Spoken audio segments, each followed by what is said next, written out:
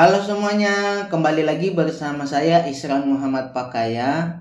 Dalam kesempatan ini kita akan membahas tuntas tentang beasiswa reguler LPDP tahun 2024, teman-teman. Nah, apa sih itu beasiswa reguler? Kemudian syarat dan ketentuannya seperti apa? Ayo kita bahas, teman-teman.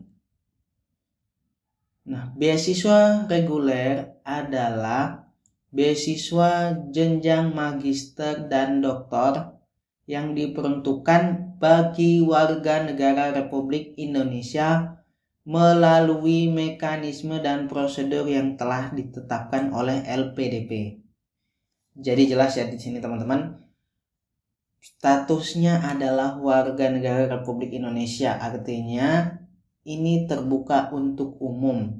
Jadi mau kalian PNS, TNI, Polri, dokter, kemudian yang masuk dalam afirmasi, teman-teman bisa mendaftar di beasiswa reguler ini. Namun ya seperti itu, teman-teman, karena ini sifatnya reguler, semua kalangan bisa mendaftar, artinya saingan teman-teman juga akan lebih banyak. Beda halnya jika teman-teman mendaftar melalui beasiswa afirmasi ataupun beasiswa targeted, karena itu sudah punya kelompoknya masing-masing. Nah, skemanya seperti apa? Seperti yang sudah saya sebutkan tadi, yaitu untuk magister paling lama 24 bulan dan juga doktor paling lama 48 bulan. Jadi jelas ya, teman-teman. Kemudian pendaftar jadi sama untuk yang LOA maupun non LOA. Perbedaannya juga teman-teman sudah tahu ya, plus minusnya bisa teman-teman lihat di postingan saya, di situ juga sudah saya jelaskan plus minus jika menggunakan LOA dan jika belum mempunyai LOA.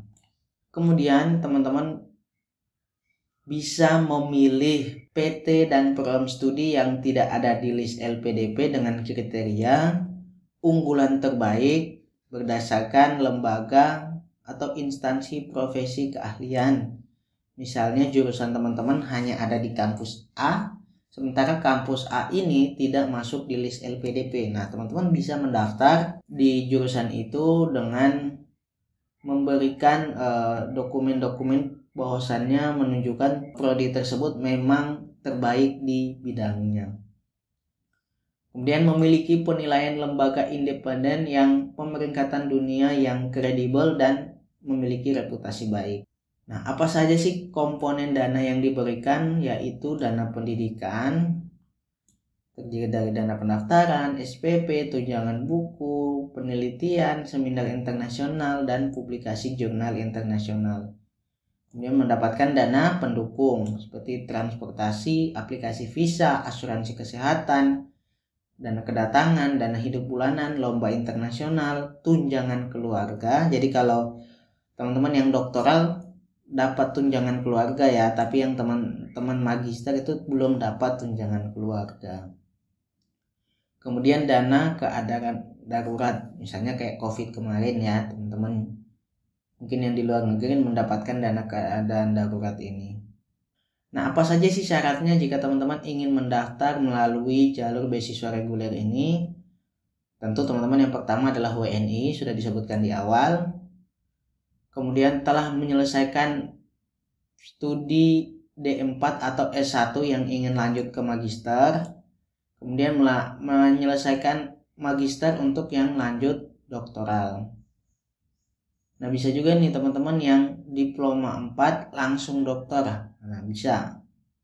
Nah, bagi teman-teman pelamar doktoral yang lulusan D4 atau S1 memiliki ketentuan sebagai berikut. 1. Memiliki LOA unconditional dari PT tujuan. Yang kedua, memenuhi seluruh kriteria persyaratan sebagai pendaftar dokter beasiswa LPDP. Jadi teman-teman harus memenuhi kriterianya ya. Jika tidak memenuhi maka tidak bisa. Kemudian pendaftar yang telah menyelesaikan studi magister tidak bisa melanjutkan di magister. Pendaftar yang telah menyelesaikan studi dokter tidak diizinkan untuk mendaftar beasiswa dokter. Jadi jelas ya, teman-teman.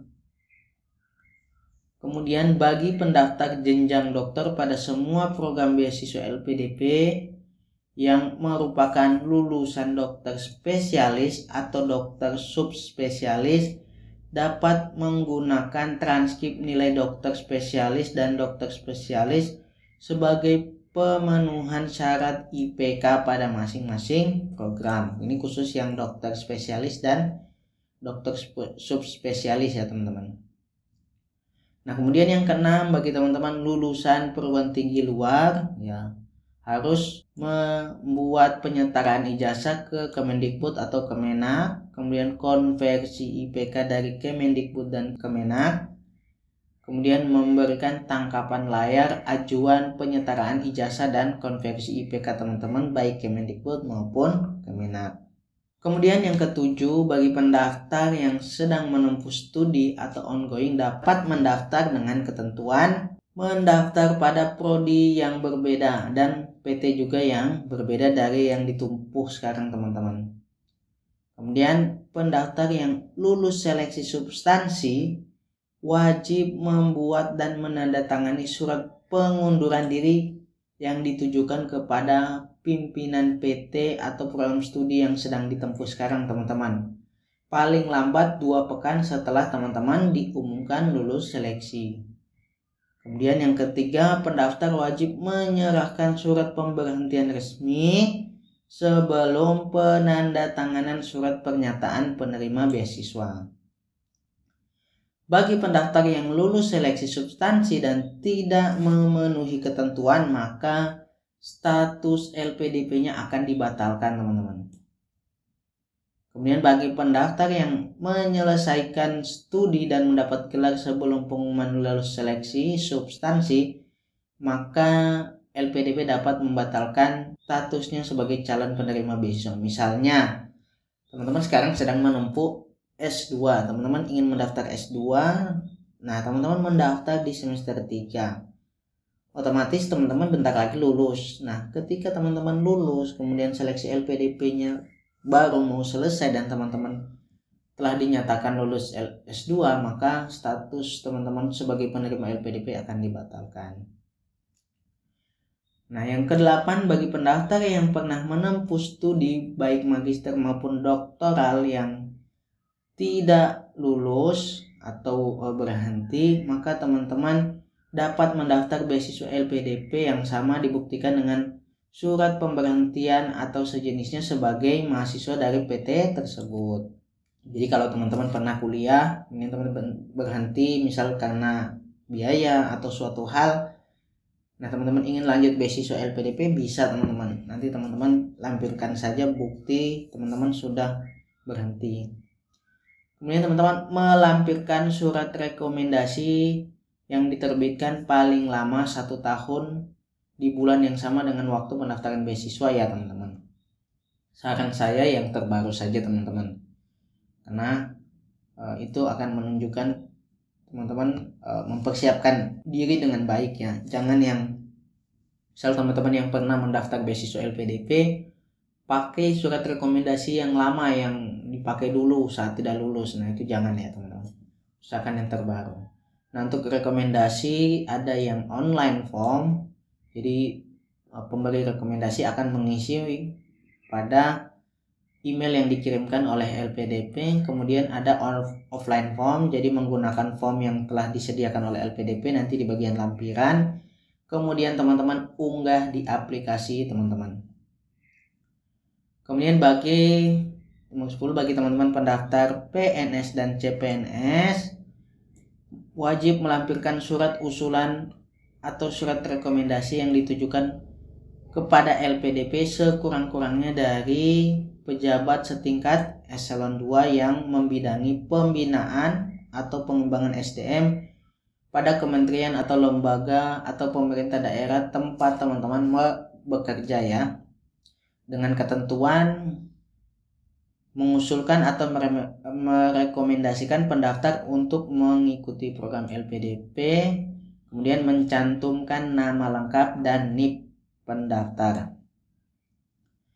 Kemudian 11 bagi teman-teman pendaftar yang statusnya TNI di semua program beasiswa LPDP wajib melampirkan surat usulan atau surat rekomendasi yang ditujukan kepada LPDP sekurang-kurangnya pejabat yang pembinaan SDM pada Mabes TNI, TNI AD, TNI AL, TNI AU untuk mengikuti program beasiswa LPDP.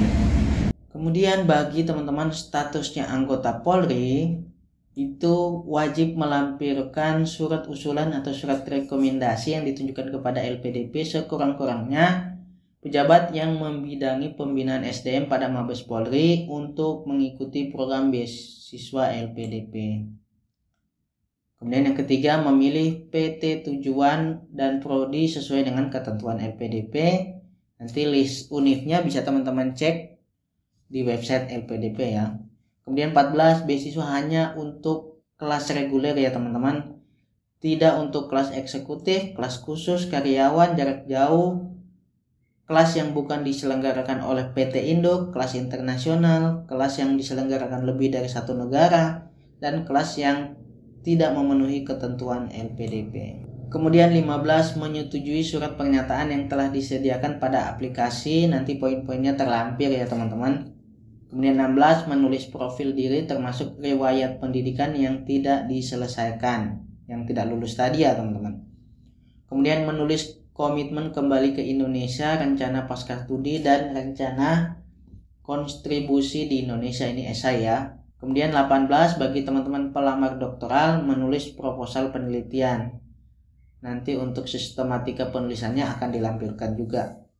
19, jika pendaftar memiliki publikasi ilmiah, prestasi kejuaraan, non-kejuaraan, dan pengalaman organisasi, maka teman-teman bisa mengisikannya di aplikasi pendaftaran.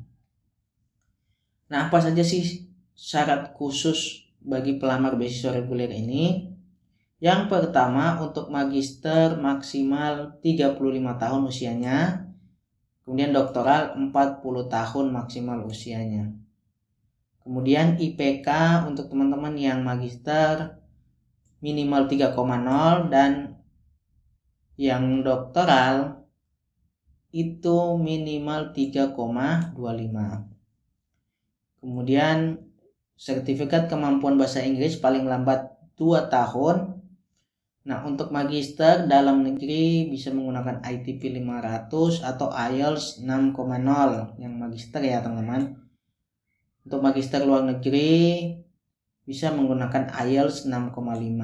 Untuk doktoral dalam negeri bisa menggunakan ITP 530 atau IELTS 6,0.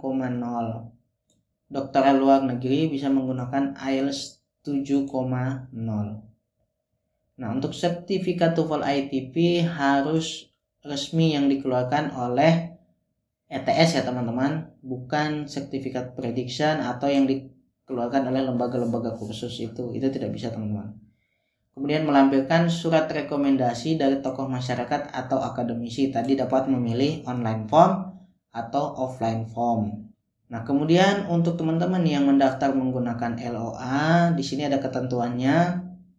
LOA sekurang-kurangnya mencantumkan nama lengkap, jenjang studi, prodi, dan memuat informasi waktu memulai studi sesuai dengan ketentuan LPDP. Biasanya kalau LOA itu sudah lengkap ya. Kemudian PT dan prodi harus sesuai dengan pilihan pada aplikasi. Jadi jangan beda aplikasinya PTA, sementara LOA-nya PTB.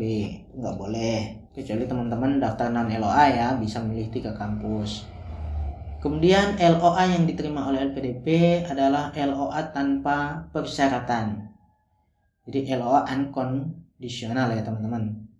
Nah, untuk studi di PT kecuali persyaratan berupa sponsor pendanaan, dokumen fisik ijazah, kemudian dokumen fisik transkrip nilai dan dokumen sebelumnya, atau persyaratan lain yang tidak beresiko mengubah status diterimanya orang tersebut sebagai mahasiswa. Jadi kalau cuma dokumen-dokumen kayak gini kan bisa teman-teman penuhi. Kemudian 4, pendaftar beasiswa LPDP yang melampirkan LOA dengan waktu mulai studi yang tidak sesuai dengan ketentuan LPDP wajib melampirkan surat keterangan penundaan jadwal perkuliahan prodi dari PT, defer ya teman-teman. Jadi kalau waktunya sudah mepet sementara LPDP-nya belum dapat, teman-teman bisa mengajukan defer. Kemudian yang kelima, bagi pendaftar beasiswa LPDP dengan skema double degree atau joint degree dapat melampirkan LOA dari PT luar negeri atau PT dalam negeri yang menyatakan program di double degree atau joint degree ya teman-teman. Kemudian yang keenam, jika pendaftar mengunggah LOA unconditional yang tidak sesuai dengan ketentuan LPDP, maka tidak memenuhi kriteria pendaftaran, otomatis ya tidak lolos, seperti itu teman-teman. Nah, untuk cara pendaftaran ya langsung teman-teman daftar di aplikasi ya, di website beasiswa-lpdp.kemenq.go.id, lengkapi syarat-syarat yang diperlukan dan isian datanya. Untuk seleksi ada 3, administrasi, skolastik, dan substansi. Namun bagi teman-teman yang mendaftar dengan LOA, maka teman-teman tidak perlu lagi mengikuti tes bakat skolastik ini. Jadi teman-teman langsung ke substansi. Sementara teman-teman yang belum punya LOA nanti mengikuti skolastik terlebih dahulu ya, baru jika lolos akan lanjut ke tes substansi.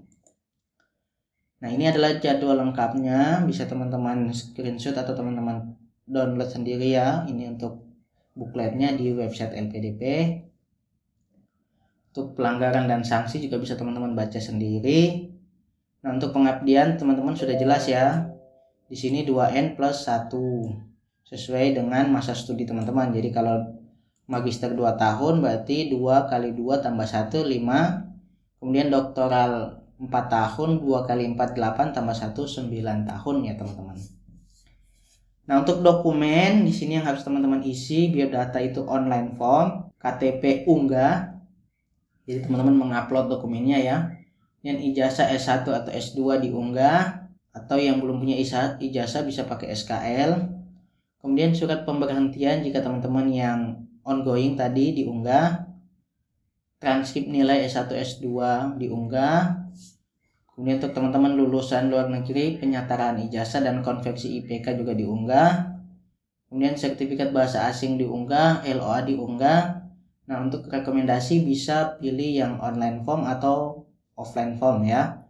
Kemudian pernyataan pada aplikasi itu teman-teman di online form ya. Kemudian usulan diunggah, profil diri diisi di aplikasi, komitmen diisi di aplikasi, proposal penelitian diisi di aplikasi, dan publikasi diisi di aplikasi. Nah, ini untuk ketentuan esai komitmen kembali ke Indonesia 1.500 sampai 2.000 kata.